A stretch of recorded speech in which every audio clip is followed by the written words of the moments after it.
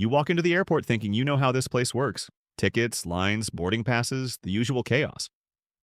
But what if I told you the entire infrastructure is an elaborate legal snare designed to trigger penalties and confiscations before you even reach the gate? Behind those friendly smiles and polished checkpoints, airlines and government agencies run a silent playbook, one filled with hidden taxes, mandatory triggers, and quiet traps that decide whether you'll glide through your journey or lose hundreds of dollars to a sudden fine or delay. These are the secrets they hope you never figure out, whispered by flight crews, buried in classified TSA reports, and shared only among travelers who've paid the price. Because in 2025, the airport isn't just a place, it's a surveillance system, one that tests your patience, your wallet, and your legal compliance. And once you know how to read its moves, you'll never travel the same way again. Secret 1. The Exit Row Loophole. An insidious hidden fee airlines. Hope you never learn, it always starts with a seat, the kind that seems ordinary until you realize it's the single biggest upgrade you can get without spending a cent. The emergency exit row, those few inches of legroom can turn a cramped nightmare into a comfortable flight. But here's the catch. Airlines know this, and they have weaponized this privilege. American Airlines can charge up to $95 for that little extra space. Delta up to $165 for the same air you are already breathing. It's a brilliant revenue stream, but it's also a system that can be bent if you know where to press the legal boundary. I learned this from a flight attendant years ago. She said, "We don't just fill those seats randomly. We look for people who seem cooperative, calm, and confident." That was the critical clue. Every time I checked in afterward, I made a point to be that passenger. Friendly, relaxed, even a little humorous. When the agent looked up, I'd smile and say something like, "Hey, if you still require someone responsible for the exit row, I'm your guy. I'll take that duty with honor." It sounds silly, but it worked half the time because often they genuinely need someone they trust to handle those seats. And when they have to pick quickly, they choose the person who made their job easier, not the one who demanded something. If that fails, here's a quiet psychological edge. When asking for anything, add the word because. Could I switch to the exit row because my legs are long? It doesn't matter if your reason is trivial. The word itself makes people more likely to agree. And if the system still says no, sit close to the exit row instead. Because sometimes the person assigned there is a flight risk or not fit to assist. And when that happens, the flight crew immediately looks for a replacement. You'll already be right there. That's not luck. That's strategic awareness. And once you use it, you'll never see a seat map the same way again. Secret 2. How TSA reads your body. The dangerous behavioral profile that invites extra screening. At the security line, everyone's focused on the bins, the belts, the laptops, the shoes. But while you're juggling your personal property, TSA officers are quietly watching something else. You. Not your bag, not your ID, but your behavior. This isn't paranoia. It's a documented, flawed policy. For years, the TSA used something called the SPAT program, screening passengers by observation techniques. It sounds like some advanced psychological operation, but what it really boiled down to was legalized guessing. They were trained to study your face, your hands, your posture, looking for stress indicators. Maybe you yawn too big, sweat a little too much, stare too long, or your face looks pale after shaving a beard. Any of these could quietly flag you for an intrusive secondary screening and a potential delay. The core problem? It doesn't work. The Government Accountability Office tore the system apart years ago, saying there was zero scientific proof it could identify threats. Yet the TSA still pours millions into similar behavioral analysis techniques today. Same flawed game, new name. What makes it worse is the complete lack of oversight or accountability. They don't record race or identity when flagging passengers, which means some demographics get targeted more often than others with no pattern and no judicial review. So, how do you protect yourself from being randomly selected and delayed? You don't fake calmness, you practice it. Don't stare around like you're acting innocent. That's a rookie move that invites scrutiny. Keep your body relaxed, your breathing steady, your tone polite but short. Look like you've done this 1,000 times, even if you're secretly panicking about that forgotten bottle of water in your backpack. Because here's the irony. The harder you try to look innocent, the guiltier you seem and the more you violate the behavioral norm. Blend in. Be natural. TSA can't read your mind, but they'll gladly misread your nerves. Secret 3. The gate agent surveillance game. You're being profiled for a fine before boarding. You think the real battle starts when boarding begins, but the truth is you're being sized up long before that scanner beeps. Gate agents aren't just checking papers and smiling for show. They're scanning the crowd, quietly hunting for oversized bags before you even step in line. Watch closely next time. They'll sit at their desk, pretending to type, glancing up every few seconds. Their eyes move like radar, tagging passengers with carry-ons that look suspiciously full or bulky. When boarding starts, those names or faces are already mentally bookmarked, ready to be pulled aside and charged a mandatory fee for a size violation. Why? Because time is money, and they cannot afford a systemic delay. Once the first group boards, every second counts, and catching violators mid-line slows the entire operation, so they plan ahead and pre-select targets. I've seen this play out in real life. A traveler holding a slightly bulging roller bag thinking they are in the clear, only to be stopped halfway down the jet bridge and told, "You'll have to check that, sir." The agent already knew. They marked him 10 minutes ago. If you want to avoid being singled out and incurring a fine, the trick is not to look like a rule breaker. Keep your bag low by your legs or under your arm. Don't parade it in front of the desk like a sign of non-compliance. And believe it or not, black bags really do blend in better. They don't reflect light or draw attention like bright colors or patterns do. Soft duffels and backpacks slide under the radar far easier than hard suitcases. It's not about hiding, it's about not inviting a legal challenge to your luggage. Because once that agent decides your bag looks off, there's no convincing them otherwise. So next time you're waiting to board, remember you're already under surveillance, even when you think you're not. Secret 4, the hidden commission trap. Why gate agents are stricter than ever, triggering unexpected fines. Here's something most travelers never realize.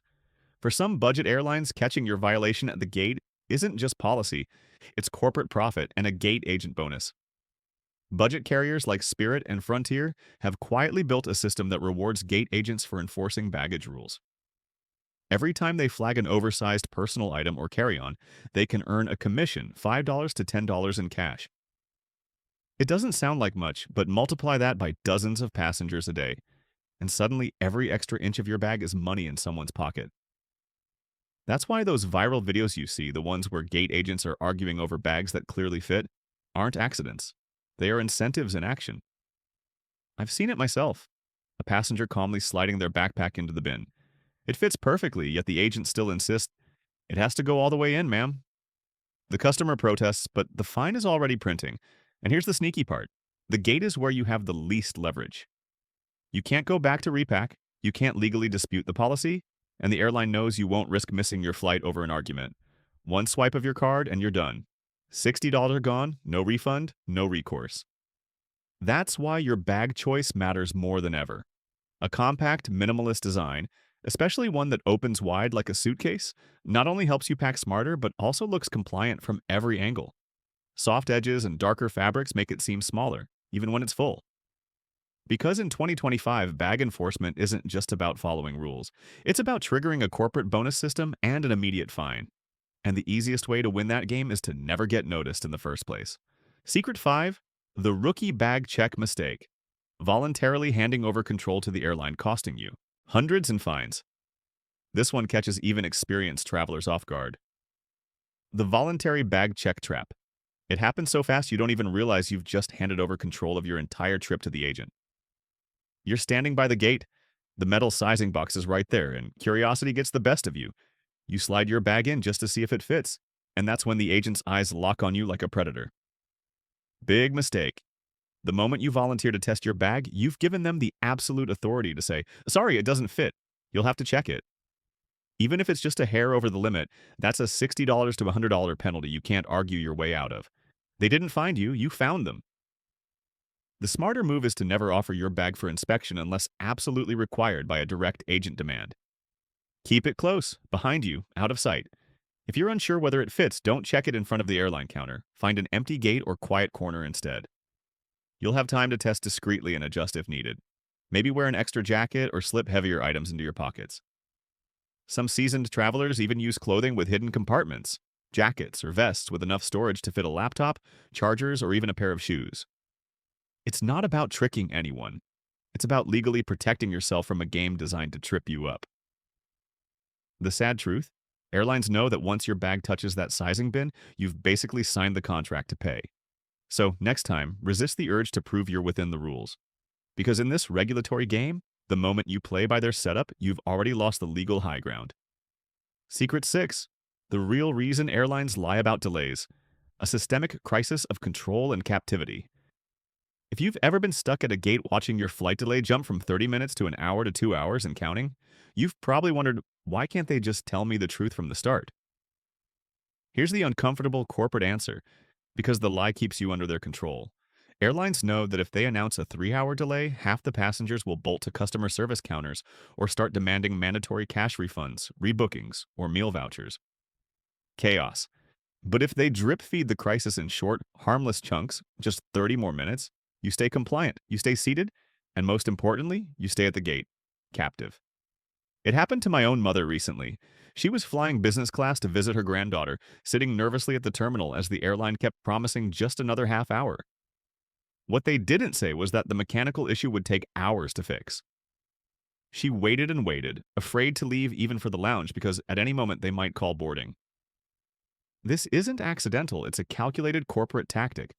Smaller rolling delays reduce formal complaints, prevent costly rebookings, and keep people captive. And in some cases, airlines even undelay a flight, fixing an issue early and pushing departure sooner than posted. The goal: minimize refunds, maximize control over passenger rights. But here's the smart traveler's countermove. Track your plane yourself. Use apps like Flight Radar 24 or Flight Aware to see where your aircraft actually is. If it's still halfway across the country, you know the 30-minute delay is a fantasy. That's your cue to relax, grab food, or plan your next move, not sit frozen at the gate like a hostage. Airlines may own the schedule, but once you understand the psychology behind their announcements, they lose their grip on your freedom of movement. Secret 7. How airlines secretly cancel your seat. The algorithmic denial of boarding that leaves you stranded. Imagine this. You're sprinting through the airport. Your connecting flight is boarding, and you're seconds away from making it. You're out of breath, but you can see the gate. The plane's still there. The door is still open. You rush up only for the agent to say, "Sorry, your seat's been given away." Wait, what? You didn't miss the flight. You're standing right there. Welcome to one of the most quietly frustrating systems airlines use: predictive cancellation.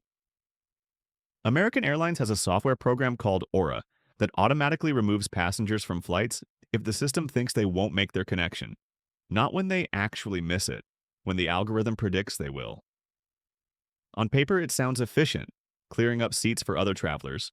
But in reality, it means passengers like you, who might have sprinted across terminals or benefited from another delay, are left stranded. And once your seat's gone, it's legally gone. You're rebooked, rechecked, and recharged like it's your fault. Here's where it gets worse. Not every airline runs a predatory system. United Airlines, for example, runs a completely different system called Connection Saver, which actually holds flights a few minutes longer to help connecting passengers make it. It's irrefutable proof that the technology can be used for you, not against your travel rights. So, if you ever find yourself suddenly offloaded despite being on time, don't just accept it quietly. Ask if your removal was predictive. If it was, demand compensation for involuntary denial of boarding. That precise legal phrase matters. It's your legal shield to claim hotel, meal, or even cash vouchers. Because in the data-driven age of travel, it's not enough to show up. You have to beat the algorithm that's already decided your fate. Secret 8. The hidden flight credit trap. Airlines systemically hoarding billions by denying cash refunds. When your flight gets canceled, it feels like chaos. Long lines at the counter, phones ringing nonstop, passengers arguing, everyone just trying to get home. But somewhere behind all that operational noise, airlines are quietly running another legal play, one that looks generous on the surface but often costs you more in the long run. It's called the flight credit trap. When your flight is canceled, airlines love offering you travel credits instead of cash refunds. Sounds fair, right? You still get to use what you paid for. But here's the brutal truth. Those credits come with fine print sharper than a boarding pass edge. Most have strict expiration dates, sometimes as short as 12 months, and they often can't be transferred, split, or even combined. Worse, some systems quietly reset the clock. If you book a new flight and cancel it again, the credit may expire from the original issue date, not the new one. Travelers who think they're being patient end up losing the entire value without realizing it. And that's not even the sneakiest part. Some airlines deduct service fees when you use those credits, meaning the next time you fly, you're actually paying part of the cost again from money that was already legally yours. It's a deliberate maneuver that keeps billions locked inside airline systems instead of refunded to passengers' pockets. So, if your flight ever gets canceled, remember this: you don't have to accept credits. Under U.S. Department of Transportation rules, you are entitled to a full cash refund for any canceled or significantly delayed flight. Ask for it. Insist on it. Don't let them steer you toward a convenience that quietly costs you financial freedom and control. Because when an airline says we've issued you a travel voucher, what they really mean is we've kept your money on our books indefinitely. So now you know. The airport isn't just a building where flights happen. It's a maze of legal and algorithmic systems designed to test your awareness at every turn. From the Exit Row game that can save you a $150 hidden tax, to the TSA's silent behavioral scans, to gate agents earning commission off your confusion, every secret you've learned today exposes how travel in 2025 quietly tilts in the airline's favor. But knowledge flips the power back. When you know how to read the game, when to smile at the right time, where to stand, how to blend in, when to demand cash refunds instead of credits, you stop being a target and start being the exception. You travel smarter, freer, lighter, and legally protected. These 8 secrets aren't conspiracy theories. They're systemic patterns, repeated, refined, and disguised as corporate policy. And now that you can see through them, the next time you walk into an airport, you'll walk in like someone who knows exactly what's going on behind the curtain. So before your next flight, share this video with someone who always gets hit with confiscatory bag fees or who never seems to make their connection in time. Let them know it's not bad luck, it's a predatory system. And if you want to keep uncovering the hidden side of air travel, the upgrades, the loopholes, the things airlines wish stayed secret, hit that subscribe button, turn on notifications, and stick with avoid flight bans, because this is just the beginning.